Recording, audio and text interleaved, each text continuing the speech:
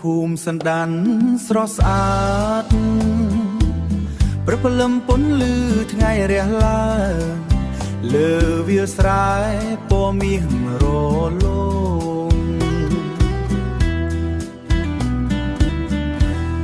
ខ្យល់ត្រជាក់ប៉ះដើមឈើរំរែកប៉ះដើមឈើរំរែកភូមិសណ្ដាន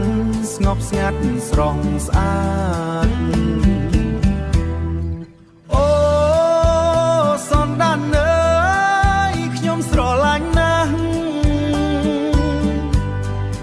ដីកំណើត